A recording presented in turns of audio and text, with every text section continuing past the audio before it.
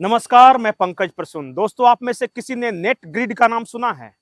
NATGRID, net grid. इसका पूरा full form है नेशनल इंटेलिजेंस ग्रिड। अब बहुत सारे लोग ये सोच रहे हो कि ये क्या नई बला है। भाई, ये नई बला नहीं है, ये 2008 से है हमारे देश में। इसकी स्थापना की थी मुंबई में जो आतंकी हमला हुआ था उसके बाद से। अब आसान भाषा में मैं समझाता हूं कि नेट ग्रिड है क्या और आज मैं इसके बारे में क्यों चर्चा कर रहा हूं। जब मुंबई अटैक हुआ, आतंकियों ने हमला किया, तो सरकार को महसूस हुआ कि हमारी जो इंटेलिजेंस एजेंसियां हैं उनमें आपस में कोऑर्डिनेशन नहीं है। उदाहरण के तौर पे इस देश में 15,000 थाने हैं और हर थाने में क्रिमिनलों की एक सूची होती है, अपराधियों की। और जब भी शहर में कोई वारदात होती है तो सूची से मिलान किया जाता है कि फलाना अपराधी कहां था। लेकिन जो डाटाबेस हमारे पास थाने में है वो डाटाबेस NIA के पास नहीं है, क्योंकि ये थाने में ही है। तो हुआ क्या कि CBI का अपना अलग डाटाबेस, जो रॉ है रिसर्च एंड एनालिसिस विंग उसका अपना डाटाबेस, जो ED है उसका अपना डाटाबेस, NIA उसका अपना डाटाबेस, राज्यों की पुलिस का अपना डाटाबेस। अब हुआ ये कि मान लिया कि कोई कर्नाटक में एक अपराधी किसी थाने में ड्रग्स के जुर्म में गिरफ्तार हुआ है, लेकिन बाद में पता चला कि वो नॉर्थ ईस्ट में ड्रग्स का किंगपिन है। लेकिन जो नॉर्थ ईस्ट में जांच करे उसके पास तो है ही नहीं उसके बारे में कोई रिकॉर्ड।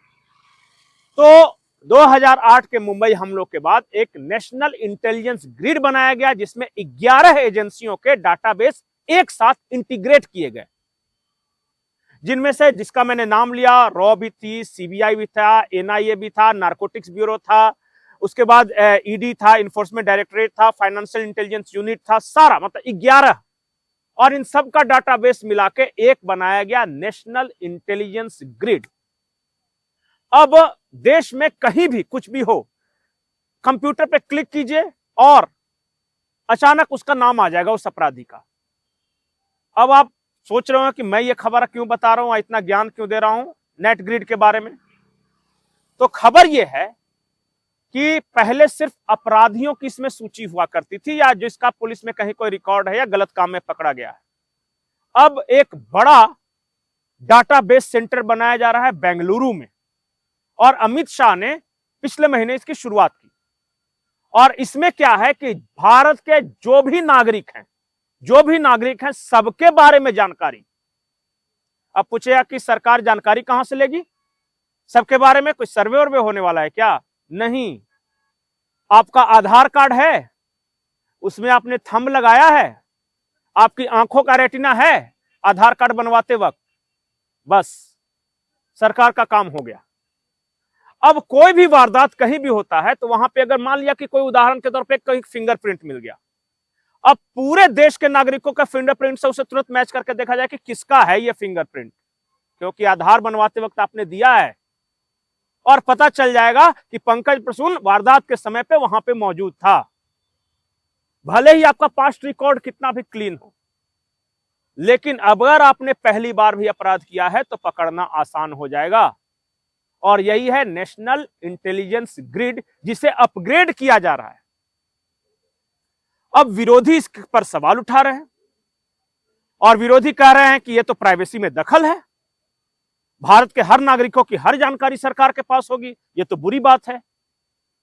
तो भैया मेरे, जिस वक्त आपने आधार बनवाया था ना UPA सरकार ने, उसी वक्त भारत के हर नागरिक का डाटा सरकार के पास पहुंच गया था।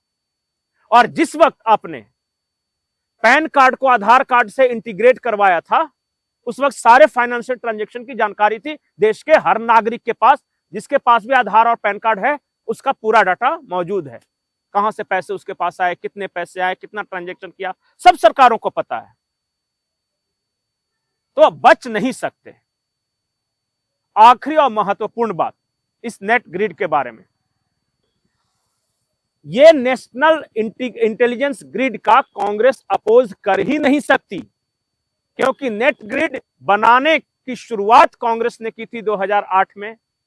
इसे आगे बढ़ाया कांग्रेस ने, और फिर अब कांग्रेस अपोज कर रही है कि ये डाटा सुरक्षित नहीं है। सरकार के पास डाटा मतलब खतरे की घंटी, क्योंकि सरकार हर चीज पर आपकी नजर रखेगी। आपके बैंक ट्रांजैक्शन कितने हुए, अगर मान लिया कि आपके 5 लाख के आसपास इनकम है, आप 1000-2000 इधर करते रहते, अचानक आपके बैंक में 1 करोड़ का ट्रांजैक्शन हो गया, फटाक से रेड लाइट जल जाएगा कि अरे इसके पास कहां से पैसा आ गया इतना, इसके खाते में, और तुरंत जांच पड़ताल शुरू। अगर मान लिया कि आपने कोई अपराध करने की सोची और आपने कार्ड से कहीं स्वैप करके एक पिस्टल खरीद ली, कार्ड में तुरंत आ जाएगा कि हथियार के दुकान से ये पिस्टल क्यों खरीद रहा है। बड़ी मुश्किल है डगरपन घट की। आपको क्या लगता है जो अपग्रेडेशन हुआ है नेट ग्रिड में, पहले सिर्फ अपराधियों की सूची रहती थी, अब देश के हर नागरिक का हर डाटा इसमें इंटीग्रेट किया गया है, इस पर आपकी क्या राय है?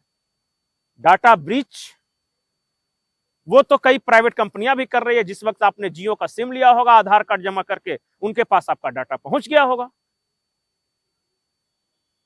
क्या आपकी पर्सनल लाइफ के साथ इंटरफेरेंस है या देश की सिक्योरिटी के लिए जरूरी है, सुरक्षा के लिए? आप नेट ग्रिड के बारे में कितना जानते हैं? क्योंकि मेरी बहुत लिमिटेड सोच है, अगर इसके बारे में और भी आपके पास कुछ जानकारी है तो जरूर दे कमेंट सेक्शन में, मुझे खुशी होगी। और इस पूरे अभियान पर आपका क्या कहना है, अपनी राय जरूर लिखें। नमस्कार।